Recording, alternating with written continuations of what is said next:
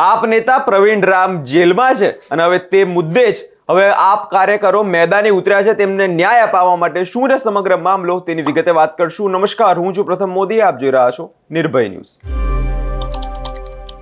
જૂનાગઢ શહેરમાં આમ આદમી પાર્ટીએ સરકારની નીતિઓ સામે હવે અવાજ ઉઠાવ્યો છે। વધતી જતી મોંઘવારી અને શિક્ષિત યુવાનોની બેરોજગારી અને પાયાની સુવિધાઓ જે મુદ્દાઓ પ્રવીણ રામે ઉપાડ્યા હતા, પરંતુ અત્યારે તે બોટાદ કરદાકાંડમાં આપણે જોયું કે તે અત્યારે જેલમાં છે અને તે મુદ્દે જ હવે આપ કાર્યકરો ભેગા થઈને કલેક્ટર કચેરી પહોંચ્યા છે અને ત્યાં પહોંચીને ઉગ્ર વિરોધ નોંધાવ્યો છે, જેમાં આપ કાર્યકરોએ પ્રવીણ રામના પોસ્ટરો સાથે સૂત્રોચ્ચાર કરીને વિરોધ પ્રદર્શન કર્યું છે અને લોકોનો આક્ષેપ છે કે સરકાર માત્ર મોટા હોર્ડિંગ્સ અને જાહેરાતોમાં જ વ્યસ્ત છે, બાકી તેમના દ્વારા સ્થાનિક લોકો માટે કોઈ પણ પ્રકારે કામ કરવામાં આવતું જ નથી। સાંભળીએ આપ નેતાનું શું કહેવું છે અને નજર કરીએ તે દ્રશ્યો પર। નમસ્કાર, હું રાજુભાઈ બોરખતરિયા, સૌરાષ્ટ્ર ઝોન પ્રમુખ આમ આદમી પાર્ટી। આજ રોજ અમે માનનીય કલેક્ટર મારફત મુખ્યમંત્રીશ્રીને એક આવેદનપત્ર આપ્યું છે।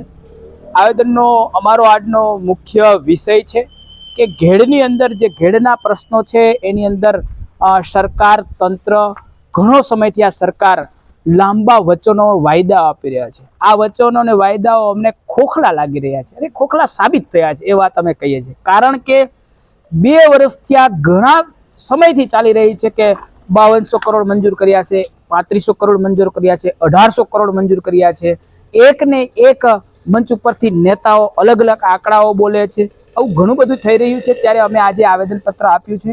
આવેદનપત્ર આપવાનો આજનો અમારો મુખ્ય ઉદ્દેશ્ય એટલા માટે છે કે જ્યારે અમારા માનનીય નેતા પ્રવીણભાઈ રામ એ 14 દિવસની ઘેડના વિસ્તારની અંદર પદયાત્રા કરી રહ્યા હતા, ત્યારે ભાજપના પેટમાં પાણી તેલ રેડાણું હતું અને ખૂબ મોટા વચનો વાયદા આપતા હતા અને ખૂબ મોટા મોટા પ્લેટફોર્મ પરથી વચનો આપતા હતા કે અમે આટલું કર્યું છે ઘેડ માટે, ઘેડના માટે જે લોકો નીકળ્યા છે ખોટા છે, એ આમ છે તેમ છે, અમે આ બજેટ રજૂ કર્યું છે, અમે આ પૈસાઓ ફાળવ્યા છે, આ આખું એના માટે એક પેકેજ ફાળવેલું છે। તો તમારું પેકેજ ક્યાં ગયું ભાઈ?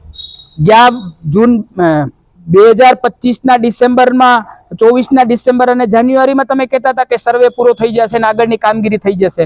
તમે કહેતા હતા કે નદીનું ઊંડાણ છે, સ્ટ્રક્ચર નિર્માણ માટેની વાત છે અને જળ સંરક્ષણના જે ઉપાયો છે તમામો કરવામાં આવે છે, પણ આજે એક પણ થયા નથી। ત્યારે અમને ખોખલા વચનો લાગી રહ્યા છે। ત્યારે અમારા પ્રવીણભાઈ રામ જ્યારે ખેડૂતોની હકની લડાઈ માટે જેલમાં છે, ત્યારે અમે આજે એમને યાદ કરી અને કહીએ છીએ કે પ્રવીણભાઈ જ્યારે કામ કરી રહ્યા હતા, એ ઘેડના વિસ્તારના લોકોને જગાવી રહ્યા હતા અને તમને યાદ દેવડાવી રહ્યા હતા, ત્યારે તમને બહુ યાદ આવતું હતું। કેમ ભાઈ, આજે પ્રવીણભાઈ જેલમાં છે એટલે તમને મજા આવી ગઈ છે? આવનારા સમયની અંદર પ્રવીણભાઈ પણ બહાર આવશે, તાકાતથી લડશે અને અમે બધા જ એના સૈનિકો છીએ, અમે તમારી સામે લડવાના છીએ। ઘેડનો જે પ્રશ્ન છે, ઘેડના પ્રશ્નની માટે લડાઈ માટે અમે તત્પર છીએ। આજે અમે મુખ્યમંત્રીશ્રીને કલેક્ટર મારફતે આવેદન આપ્યું છે। આવનારા સમયની અંદર ઘેડનો પ્રશ્ન ન થયો તો ઉગ્ર આંદોલનની સાથે એમની રજૂઆતો કરશું અને ચોક્કસપણે અમે ખેડૂતોને લાભ થાય, ખેડૂતોની જે દયા છે, જે દયની પરિસ્થિતિ છે, એ પરિસ્થિતિ માટે લડવા માટે તૈયાર છું। રાજુ બોરખતરિયા।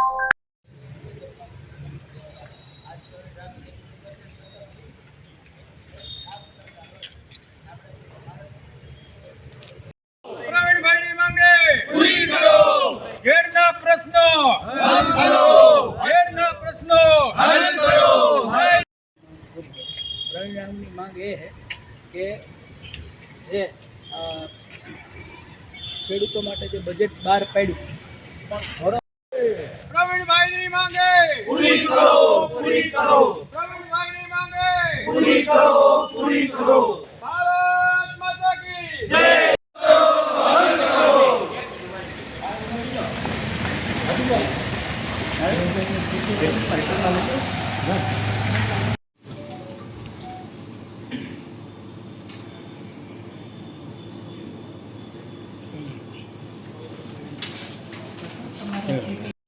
માતરમ, વંદે માતરમ। પ્રવીણભાઈની માંગે પૂરી કરો, પૂરી કરો, પ્રવીણભાઈની માંગે પૂરી કરો।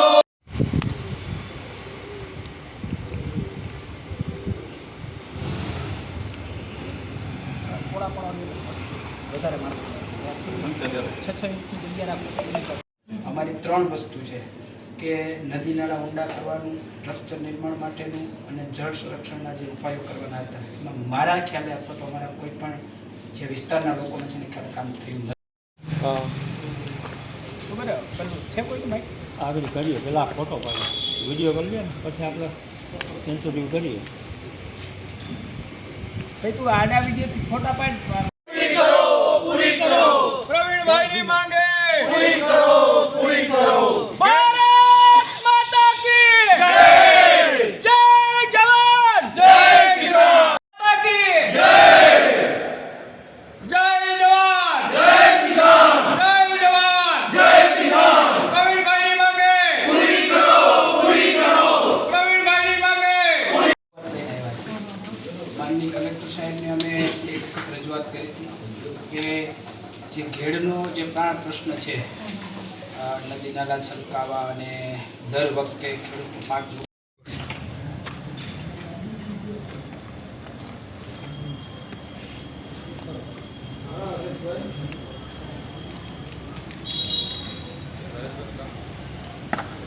ખાલી તમે અહીંયા બેઠા છો તંત્રમાં તો તમારી પાસે એટલી અપેક્ષા રાખીએ કે અમને જવાબ આપો આનો અમને ખાલી જવાબ આપજો ચોક્કસ ભલે મુખ્યમંત્રીશ્રીને અમે એને અવગત કરવા માટે આપ્યું છે પણ તમને આપી છે તો તમે તમારા લેવલથી ક્યાં સુધી કામ પહોંચ્યું છે ક્યારે થવાનું છે કોઈ સર્વેનું કામ થવાનું છે કે નથી થવાનું એ મારા એડ્રેસ ઉપર અહીંયા હું તમને ઓફિશિયલી અમારું એડ્રેસ છે એ પણ મારે જમા કરાવી દઈશ જે હશે તે તો તમે મને ખાલી પ્રત્યુત્તર આપો એ આપ કાર્યકરનું સ્પષ્ટ કહેવું છે કે મોંઘવારી આસમાને પહોંચી ગઈ છે અને તેલ અને અનાજના ભાવ પણ વધી રહ્યા છે અને તેની સામે સરકાર કોઈ પણ પ્રકારે કામ કરતી જ નથી. આપણે અવનવાર જોતા હતા જ્યારે પ્રવીણ રામ જે છે તે જૂનાગઢમાં તે વિસ્તારમાં લોકોની જે માંગ હતી આપણી શિક્ષિત નથી થતા ભાવ વધી ગયા છે તે મુદ્દે તેઓ મેદાને આવતા હતા પરંતુ અત્યારે તે જેલમાં છે અને તે મુદ્દે જ આપ કાર્યકરો હવે મેદાને ઉતર્યા છે.